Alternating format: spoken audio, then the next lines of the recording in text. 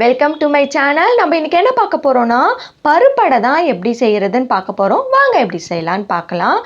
இந்த பருப்படை செய்கிறதுக்கு ஃபஸ்ட்டு அரிசியும் பருப்பையும் ஒரு 6 மணி நேரம் ஊற வச்சு எடுத்துக்கணும்.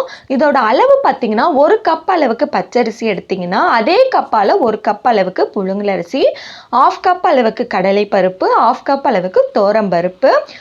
இதுதான் இதோட அளவு.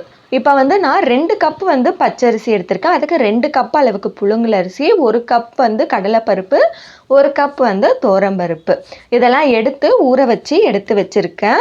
அது கூடவே நான் ஒரு 6 பச்சை மிளகாவையும் இந்த பருப்பு கூடயே ஊற வச்சுருக்கேன். இது எதுக்கு அப்படின்னா நம்ம காரத்துக்கு நம்ம அரைக்கும் போதும் சீக்கிரமாக நமக்கு அரைப்பட்டுடும். அதுக்காக இப்போ இந்த அரிசியும் பருப்பையும் நல்லா 6 மணி நேரம் ஊற வச்சு எடுத்து வச்சுருக்கேன். இப்போ இதை நல்லா கழுவி எடுத்துடலாம். அரிசியை நல்லா 3 வாட்டி நல்லா கழுவி எடுத்துக்கிறேன். இது கூடவே பருப்பு ஆல்ரெடி பருப்பை நல்லா ஒரு 3 வாட்டி கழுவிட்டு தான் ஊற வச்சுருக்கேன். ஸோ அதோட தண்ணியை மட்டும் நல்லா வடிகட்டி எடுத்துக்கலாம். இப்போ ஒரு மிக்சி ஜார் எடுத்துக்கலாம். மிக்சி ஜாரில் பாதி அளவு அரிசி பாதி அளவு பருப்பு அதை போட்டு அது கூட காரத்துக்கேற்ப காஞ்ச மிளகா ஆட் பண்ணிக்கலாம். நீங்கள் எவ்வளோ குவான்டிட்டி பண்ணிங்களோ அதுக்கேற்ற மாதிரி காரம் ஆட் பண்ணிக்கோங்க. நான் 6 காஞ்ச மிளகா ஆட் பண்ணியிருக்கேன். அது கூடவே ஒரு 6 பல்லு பூண்டு, அதுக்கப்புறம் ஒரு 1 டேபிள் ஸ்பூன் அளவுக்கு சோம்பு, 1 டேபிள் ஸ்பூன் அளவுக்கு பெருங்காயத்தூள் இதெல்லாம் ஆட் பண்ணி நல்லா கொஞ்சம் தண்ணி விடாமல் அரைச்சிக்கலாம். இப்போ உங்களுக்கு இதுவே குவான்டிட்டி அதிகமாக இருந்ததுன்னா நீங்கள் கிரைண்டரில் கூட அரைச்சி எடுத்துக்கோங்க. இப்போ நான் மிக்சிலேயே 2 வாட்டி அரைச்சி எடுத்துக்கிறேன். இப்போ தண்ணி ஊற்றாமல் அரைச்சிட்டு கொஞ்சமாக தண்ணி சேர்த்து அரைச்சிக்கலாம். ஏன்னா இது அடன்ற தொட்டு கொஞ்சமாக தண்ணி சேர்த்துக்கலாம். இது கூடவே இந்த அடைக்கு தேவையான அளவு உப்பையும் கல்லுப்பு நான் ஆட் பண்ணி இது கூடவே நல்லா அரைச்சிக்கிறேன். இந்த அடை மாவோட பதம் பார்த்திங்கன்னா ரொம்ப நைஸாக இருக்கக்கூடாது, ரொம்ப கொரகொரனாக இருக்கக்கூடாது, மீடியமாக இருக்கணும். ஸோ இது மாதிரி தான் உங்களுக்கு கன்சிஸ்டன்சி இருக்கணும். அது மாதிரி அரைச்சி எடுத்துக்கலாம். இப்போ மீதம் இருக்க அரிசி பருப்பையும் அதையும் நல்லா அரைச்சி எடுத்துக்கிறேன். ரொம்ப தண்ணி ஊற்றாமல் கொஞ்சமாக தண்ணி ஊற்றி இது மாதிரி அரைச்சி எடுத்துக்கோங்க.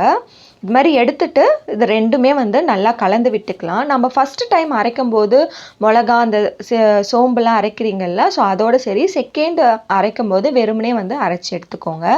இப்போ உப்பு பார்த்துக்கோங்க, உப்பு கம்மியாக இருந்தால் கொஞ்சமாக ஆட் பண்ணிக்கலாம். இப்போ நான் கொஞ்சமாக ஆட் பண்ணிவிட்டு நல்லா கலந்து விட்டுக்கிறேன். இப்போ இந்த அடைக்கு வெங்காயம் பச்சை மிளகா தேவை. ஸோ அது கட் பண்ணிக்கலாம். இப்போ ஒரு வெங்காயம் எடுத்திருக்கேன், அந்த வெங்காயம் கட் பண்ணிக்கிறேன். அது கூடவே ஒரு பச்சை மிளகா அதையும் நல்லா பொடிசாக கட் பண்ணி எடுத்துக்கலாம். அது கூடவே கொஞ்சமாக துருவன தேங்காய் எடுத்து வச்சுருக்கேன். இது மாதிரி ஆட் பண்ணி செஞ்சு பாருங்கள், டேஸ்ட் சூப்பராக இருக்கும். இப்போ நான் கொஞ்சமாக தேவையான அளவு மட்டும் அடமாவை எடுத்திருக்கேன். மீதி இருக்க அடமாவை கூட நீங்கள் ஃப்ரிட்ஜில் வச்சுட்டிங்கன்னா நீங்கள் தேவைன்றப்ப எடுத்து நீங்கள் செய்யலாம்.